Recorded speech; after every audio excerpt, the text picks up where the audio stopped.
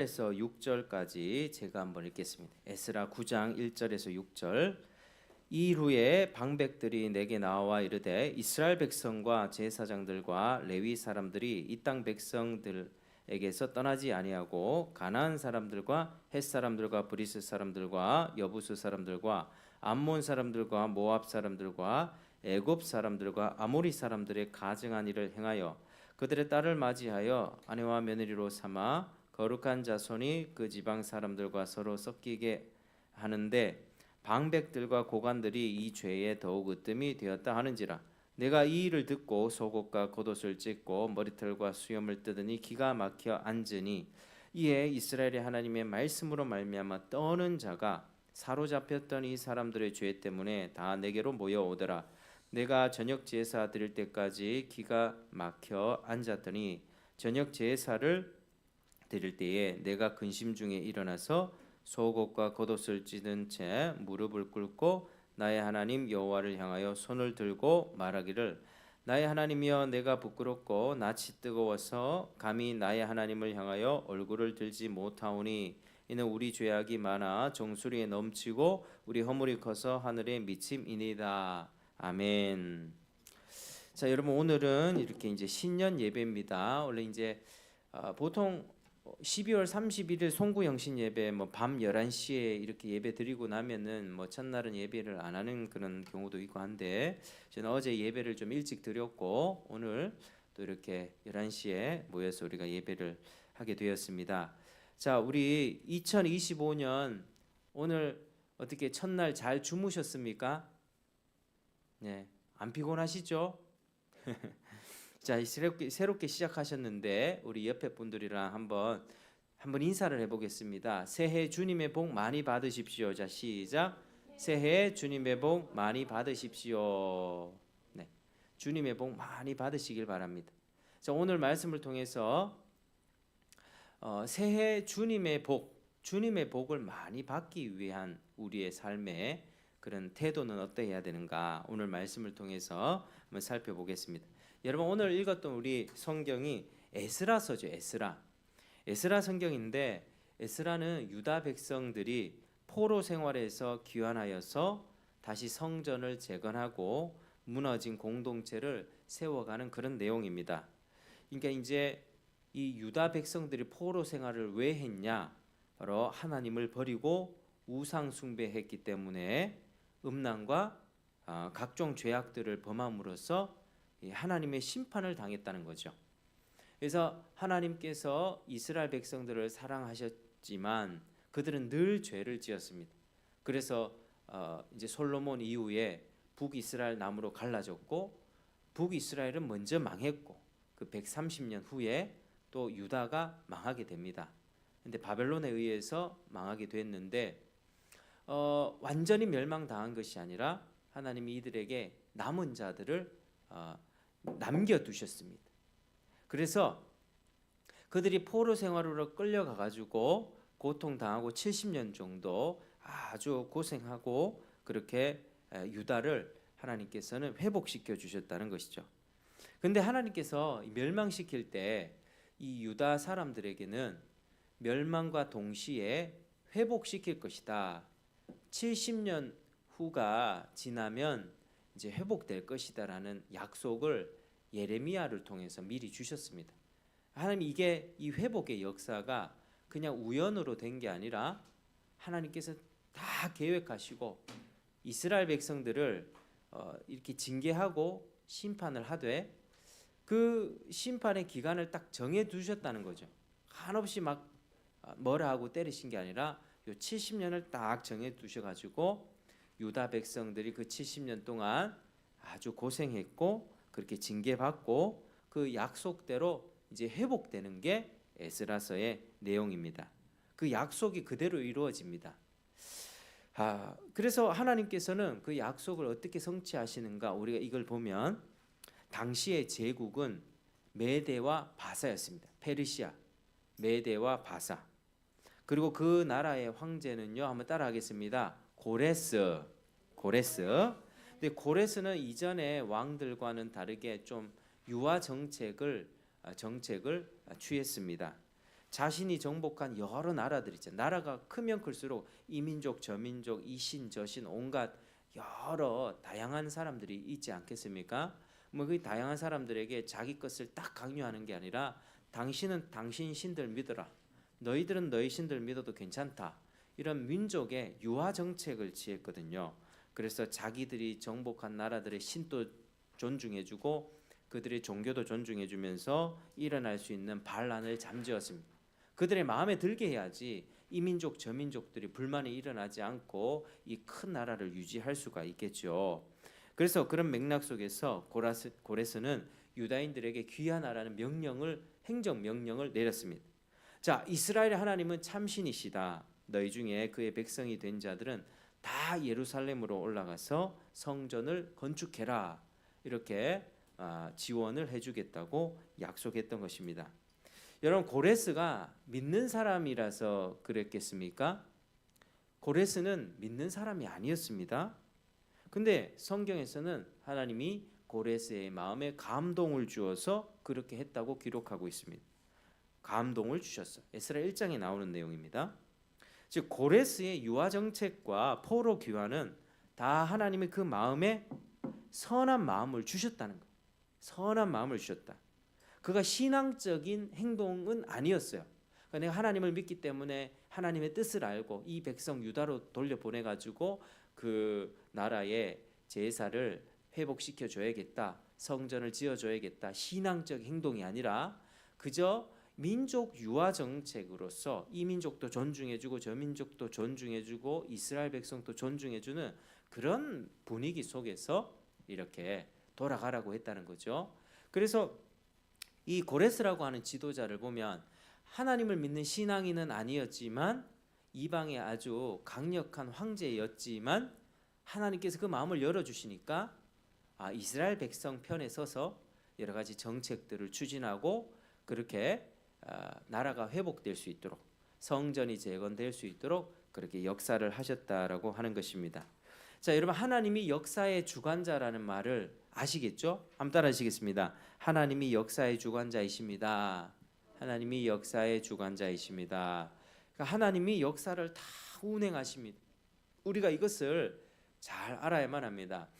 지금도 우리 세상은 난리죠. 뭐 제주 공항도 폭발하고 공항에 이제 비행기도 폭발하고 무한이죠. 무한 공항에서 그리고 뭐 대통령 탄핵 전국에다가 너무 시끄러운 소리들이 너무나 많습니다. 우리 나라 밖으로는 뭐 전쟁이 터지고 있고 우리 안으로는 뭐 여러 가지 뭐 부정선거 이슈와 부정부패들 뭐 여러 가지 일들이 막 섞여가지고 지금 나라가 너무나도 몸살을 앓고 있습니다.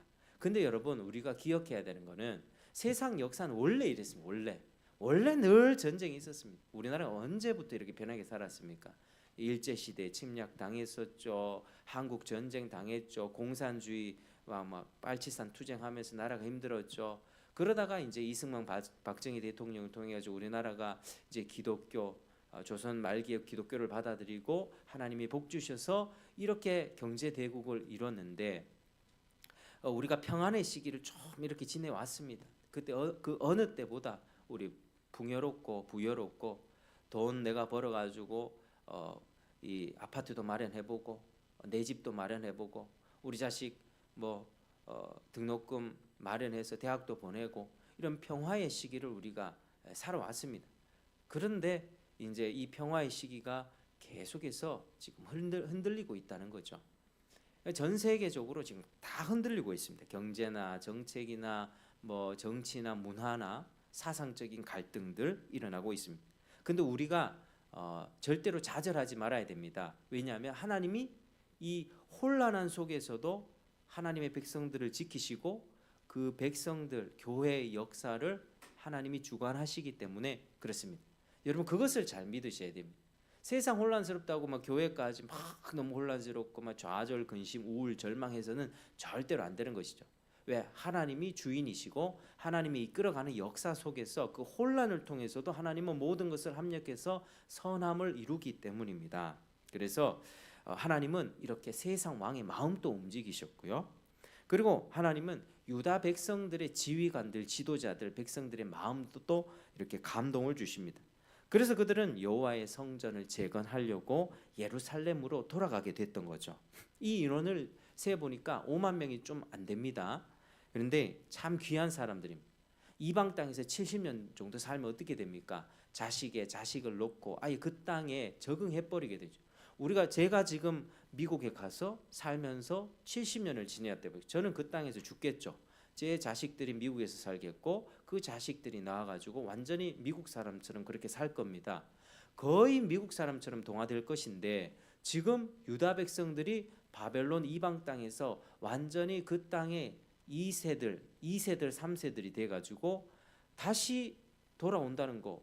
예루살렘 그 어디 나라야?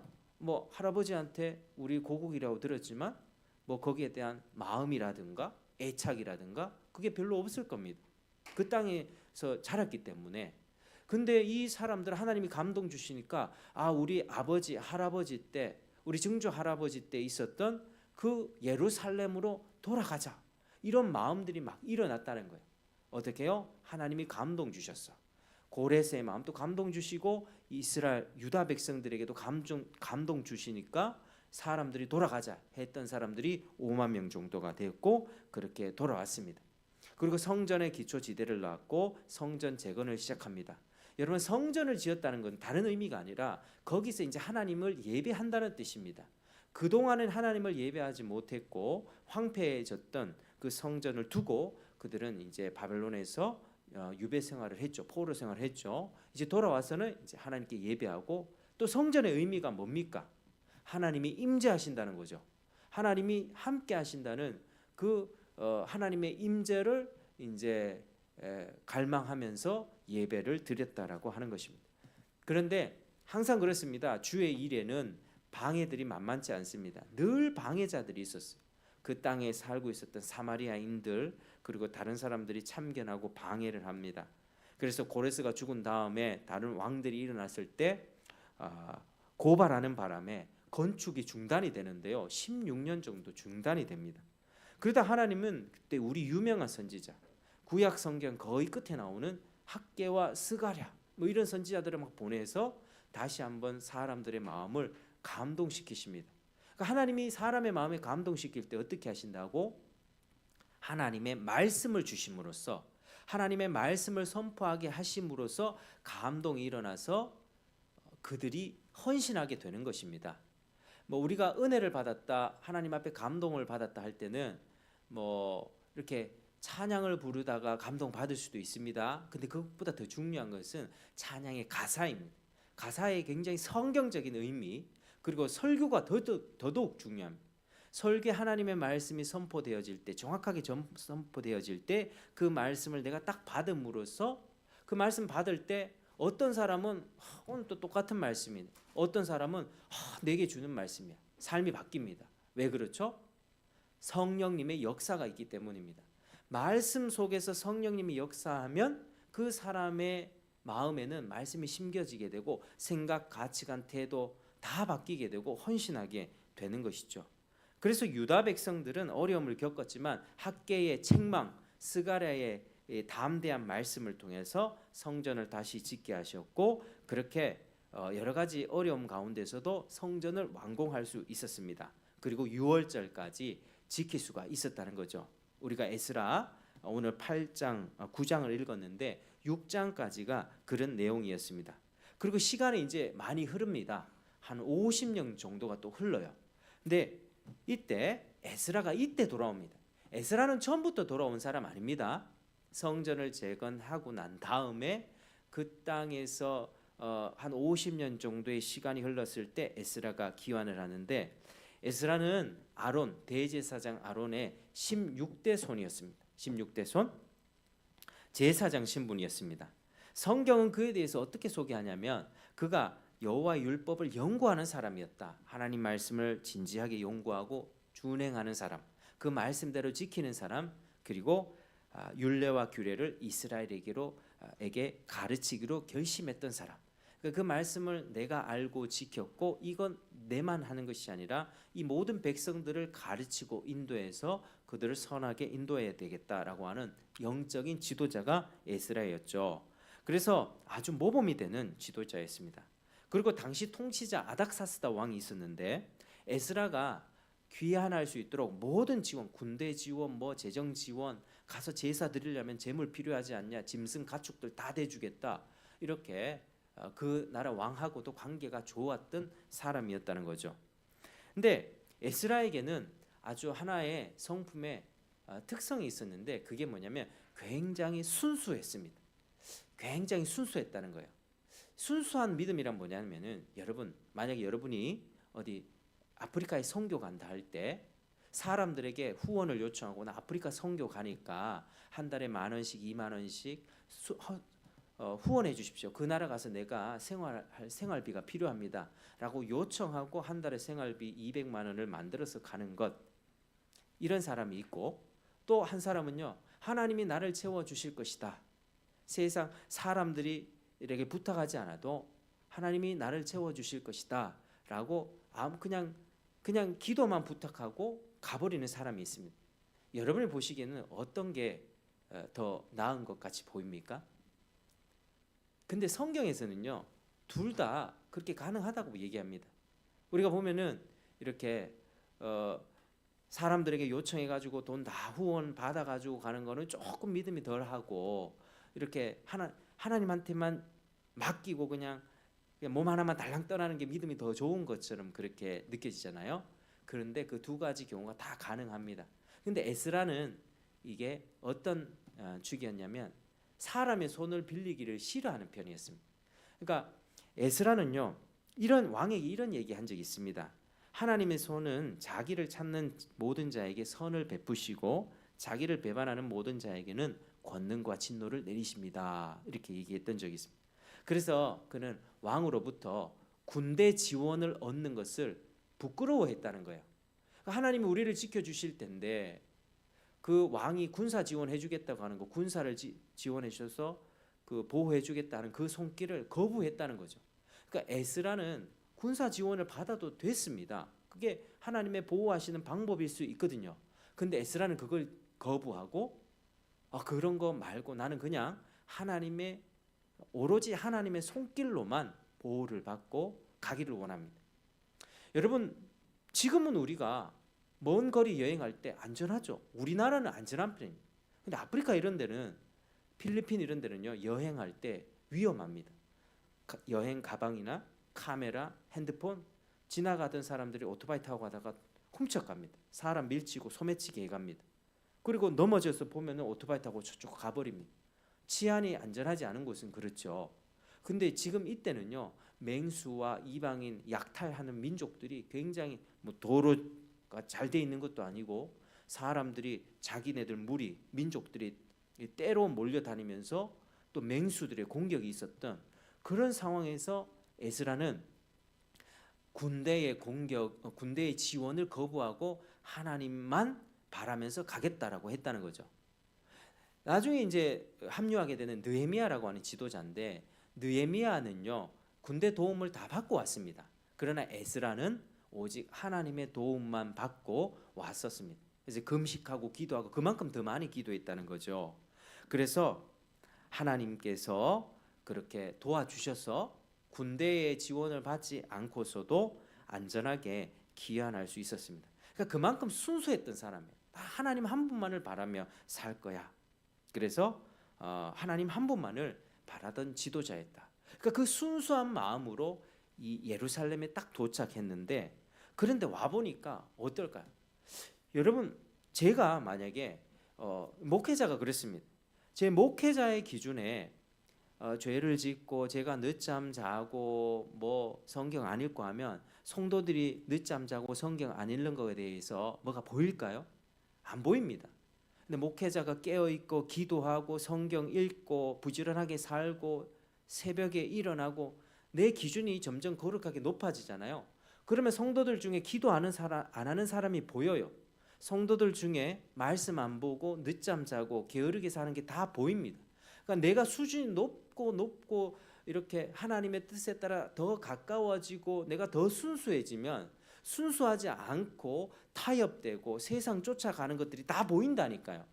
그러니까 에스라의 입장에서는 에스라가 굉장히 거룩하고 순수한 그런 기준대로 하나님 율법을 철저하게 붙들면서 살아갔던 사람이다 보니까 이 땅에 딱 도착했을 때 문제가 한두 개가 아닌 거예요. 그런데 그 땅에 딱 도착했을 때 문제를 가장 심각한 문제를 봤는데 그게 뭐냐면요. 여러분 이방 여인들과 결혼하는 문제였습니다. 이스라엘 백성에 왜 이렇게 우상이 많아졌습니까? 솔로몬 때 솔로몬이 여자를 굉장히 좋아했거든요. 자기의 첩 이렇게 해가지고 아내만 1,000명이었습니다. 그러니까 그 이방 여인들 예쁘다고 하는 이방 여인들을 다 데려와가지고 같이 살고 하니까 그 나라의 신들을 다 수입해 오는 거죠. 이 나라의 신, 이 나라의 우상 다 수입해가지고 그래서 하나님을 떠나게 된 그런 결정적인 계기가 되었고 이스라엘 백성에는 그때부터 이스라엘 나라 안에 우상들이 막 생겨나기 시작했습니다. 그런데 그 죄 때문에 이스라엘 백성들이 하나님 앞에 징계받고 남유다도 멸망하고 포로 생활해가지고 이제 돌아와서 성전 짓고 다시 한번 하나님 앞에 잘 살아보려고 거룩하게 살아보려고 하는 그들의 모습을 보니 지금 50년이 지난 상황이잖아요. 50년이 딱 흐르니까 이 사람들이 또 그 짓을 하고 있다는 거예요. 그래서 하나님의 진노를 일으키는 그 행동을 하는 걸 보면서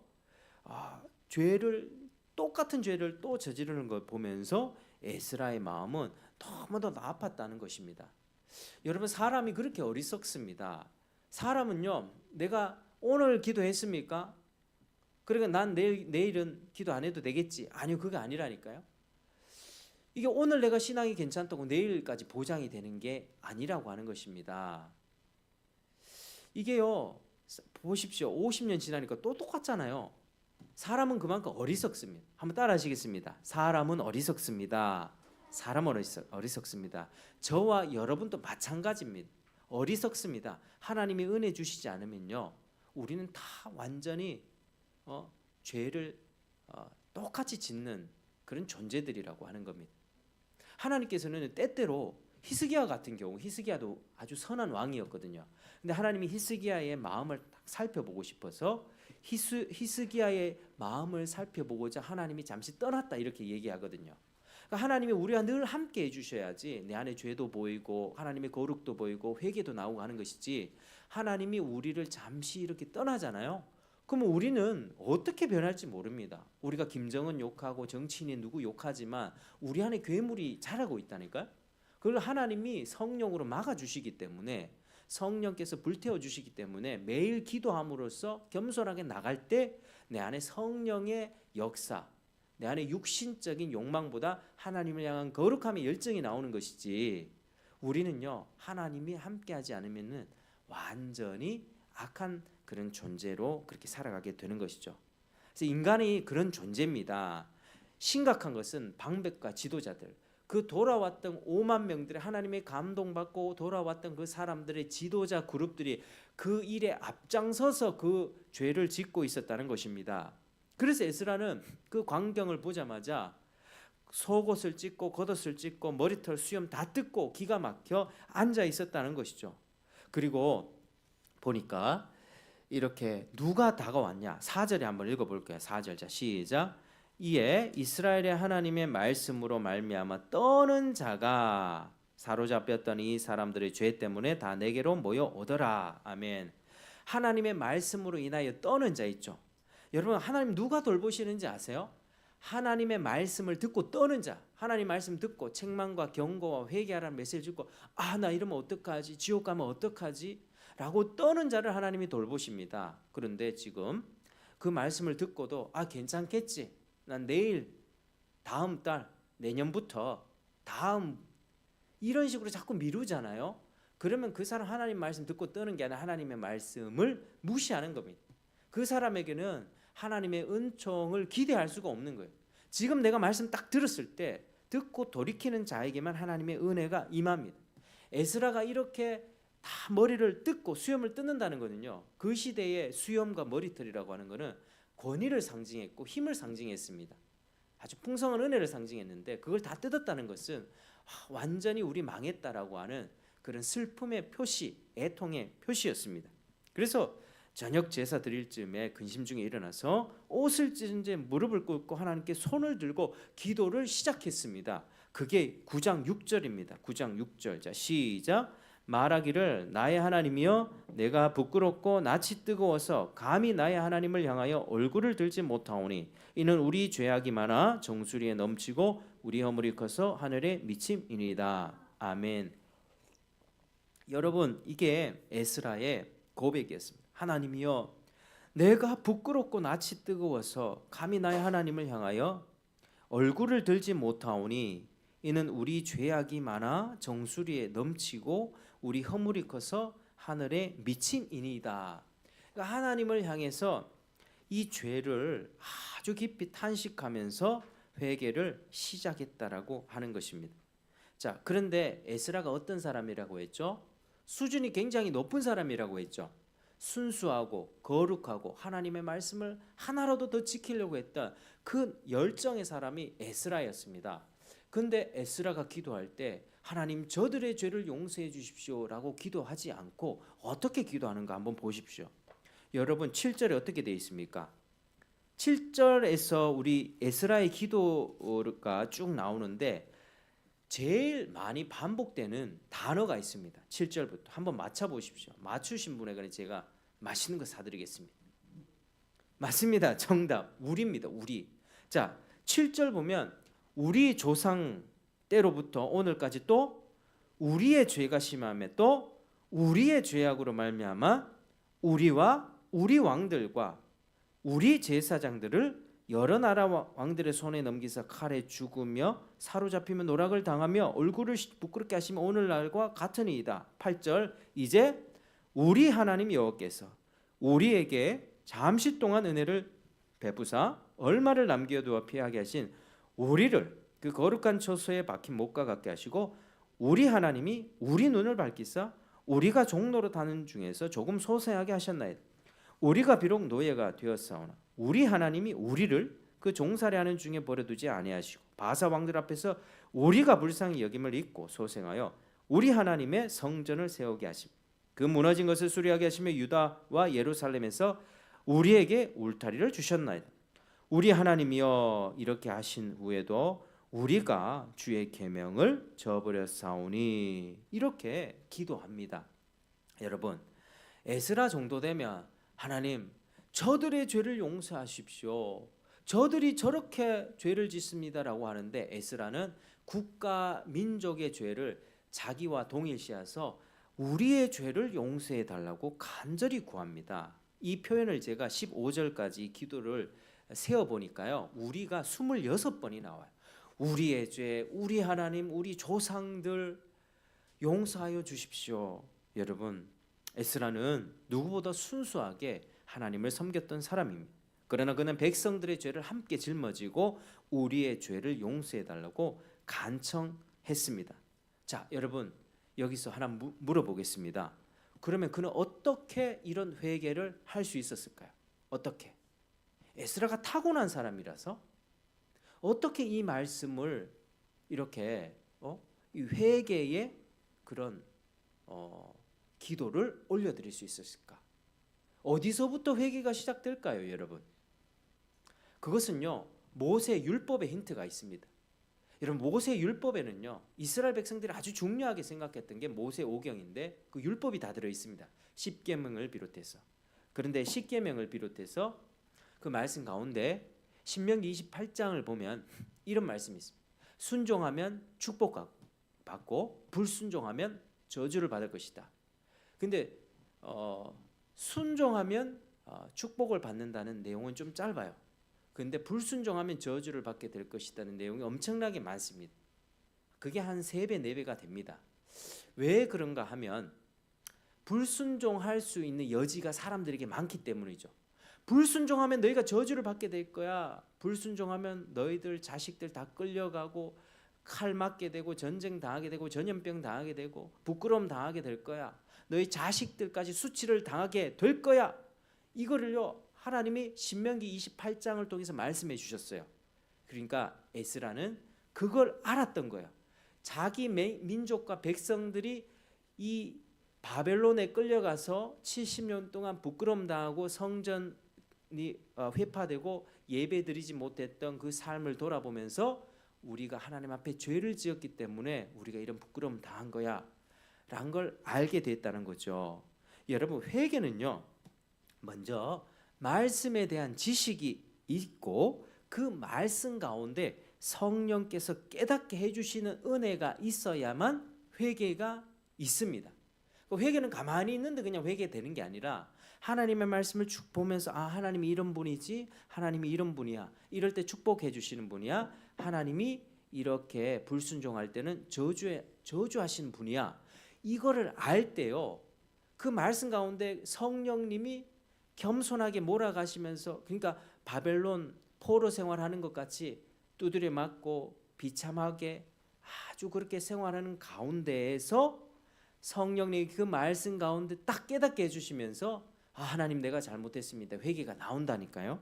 그러니까 여러분, 평소에 말씀을 부지런히 읽어야 되겠습니까? 안 읽어야 되겠습니까? 부지런히 읽어야 되겠죠. 부지런히 읽고, 근데 오늘 읽을 때 은혜 받을 수 있지만 내일 읽을 때는 또 이렇게 건조할 때가 있어요. 메마를 때가.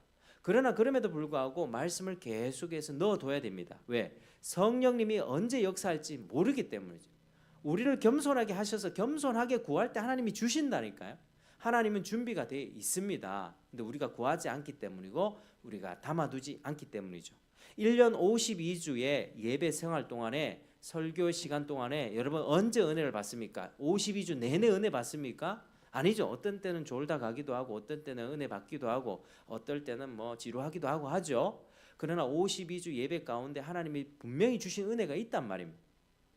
그때 내가 하나님께 겸손하게 준비가 됐을 때 하나님은 은혜를 주십니다. 그래서 말씀을 평소에 부지런히 읽어두시길 바랍니다. 그래서 에스라는 그렇게 하나님의 말씀 알고 있었고, 죄 때문에 우리가 고통당했구나 라는 걸 알면서 이 죄를 짓고 있으면 또 고통당할 텐데 어떡하지? 하나님 마음 또 아프게 해드렸구나 하면서 회개하는 일들을 했던 것이죠. 그리고 에스라가 먼저 회개하니까요, 주변의 공동체가 다 회개하기 시작합니다. 여러분, 한 명이 이렇게 중요한 거예요. 특별히 지도자에 있는 한 명이 중요합니다. 그래서 이 나라에는 대통령이 중요하고요, 이 각 단체는 대장이 중요합니다. 집에는 누가 중요하다고요? 가장이 중요합니다. 학교에는 선생님, 교장 선생님 중요하고요. 그러니까 각 단체마다 그 대표들이 있는데, 머리가 있는데 그 머리가 잠을 들면 밑에 사람들이 고생을 해요. 그러나 가장이 깨어서 기도하기 시작하면 그 공동체에 영적인 영향력이 파급력 있게 퍼집니다. 그게 하나님이 세우신 질서예요. 하나님이 우산을 크게 펼쳐 두셨어요. 그리고 그 우산을 누구 보고 쥐고 있으라? 가장 보고 쥐고 있으라. 가장 보고 우산을 쥐고 있으라고 합니다. 그리고 그 밑에서 보호받는 게 가장, 아내, 자식들, 이렇게 보호를 받게 되는 거죠. 근데 가장이 우산을 펼쳐 들고 있지 않으면, 우산을 내려버리면 자식들, 아내들 다 고통당합니다. 그게 하나님이 세우신 원리거든요. 그 원리가 지금 또 여기서도 나오죠. 에스라 지도자 한 명이 회개하고 애통하기 시작하니까 온 백성들이 함께 회개하는 일들이 일어났습니다.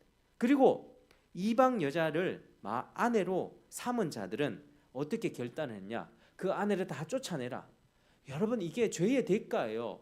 죄의 대가. 하나님 너무하신 거 아닙니까? 이렇게 생각해서는 안 되는 겁니다. 여러분, 이 이방 여자들과 함께 지내면서 우상 숭배하다가 멸망할 일이 코앞에 닥쳐와 있습니다. 지금 다 멸망하게 돼 있습니다. 이 전체가 지금 완전히 하나님 앞에 심판의 불 앞에 멸망하기 직전인데, 그렇게 다 멸망할 것인가? 지금 아내들, 이방 아내들을 다 쫓아보내서 우리를 정결하게 할 것인가? 어느 길을 선택하시겠습니까? 그러니까 애초에 죄를 짓지 말았어야죠. 죄를 짓다 보니까 이렇게 죄의 대가도 큰 겁니다. 내가 죄를 지으면 그 죄를 해결하고 그 죄의 문제를 나중에 수습하는 게 더 어렵다라고 하는 것입니다.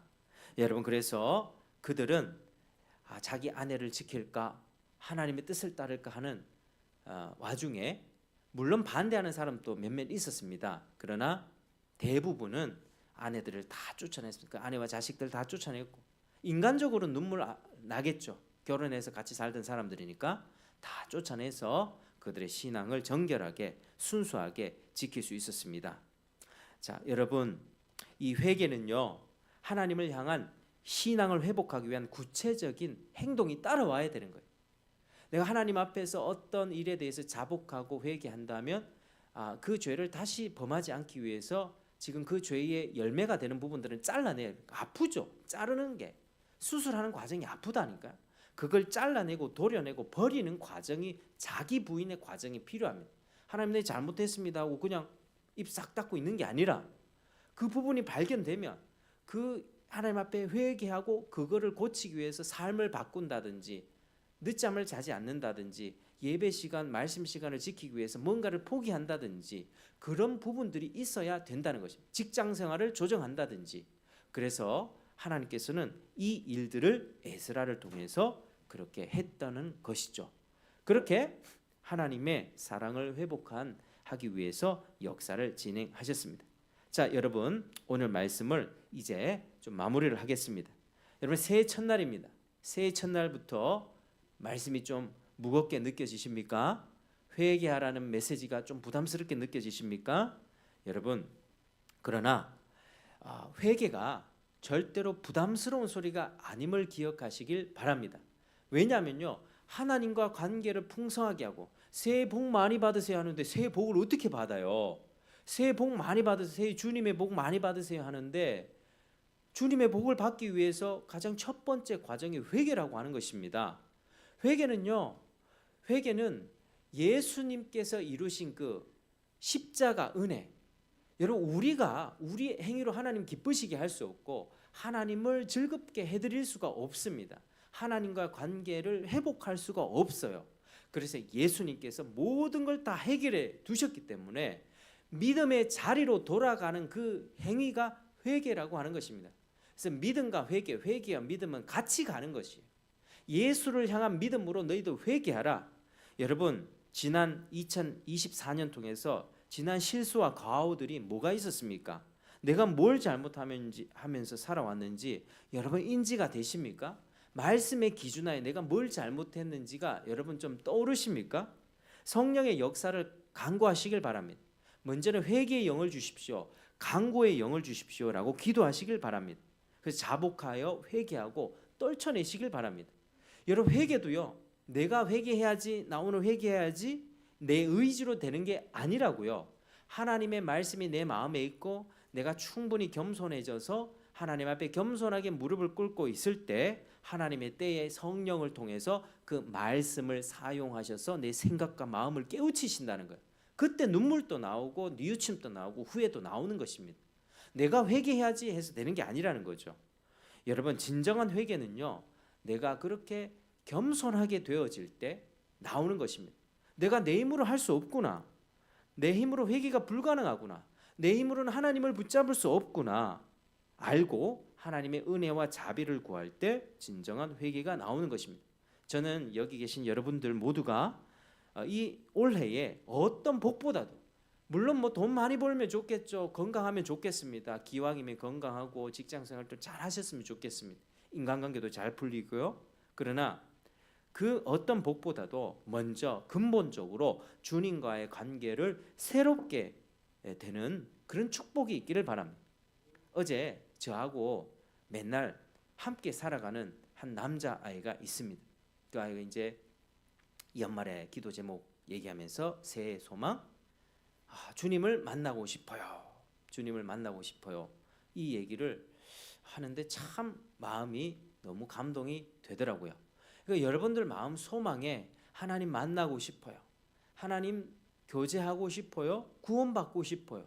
더 이전보다 더 풍성하게 하나님 누리고 싶어요 라고 하는 그런 기도 제목들과 소망이 더 커져 가시기를 축복합니다.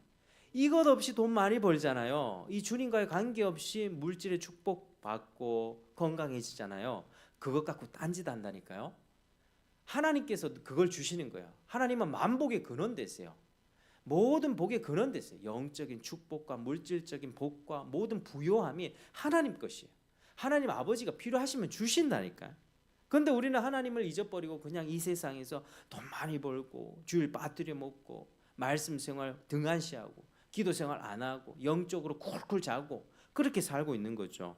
여러분, 주님과의 막힌 관계를 뚫을 수 있는 유일한 수단이 회개입니다. 여러분, 기도하시길 바랍니다. 지난 세월 동안 혹시나 불안하게 사셨습니까? 초조하게 사셨습니까? 사탄 마귀의 공격을 지독하게 당했습니까? 아니면 우울하고 두려움으로 사셨습니까? 평안치 못하며 원망 불평으로 사셨습니까? 여러분, 자신의 삶을 되돌아보면서 올해는 감격의 회개가 넘치고 눈물이 넘치는, 그리고 죄로 인한 대가 지불은 감당하시길 바랍니다. 그걸 감당하시면서 삶을 새롭게 하는 은혜가 넘치기를 축복합니다. 여러분, 지금 시대가 많이 어둡지요. 너무나도 어둡습니다. 그러나 하나님께서는 여러분 사랑하십니다. 여러분 한 사람 한 사람을 세상의 빛으로 소금으로 부르셨습니다. 썩어 문드러져가는 이 세상 속에서 세상의 소금으로, 부패하여 썩어가는 이 세상 가운데 소금으로 부르셨고, 칠흑 같은 어둠으로 치닫는 이 전국 속에서 여러분들을 빛으로 부르셨습니다. 얼마나 감사합니까? 하나님께 먼저 충성을 다하시길 바랍니다. 하나님께 먼저 회개하시길 바랍니다. 그럼 하나님이 좋은 지도자도 회복해 주시고 자유민주주의도 지켜주시고 그 가운데 신앙의 자유도 허락해 주십니다. 그리고 우리의 모든 삶의 필요와 그리고 은혜들을 부족함 없이 채워주십니다.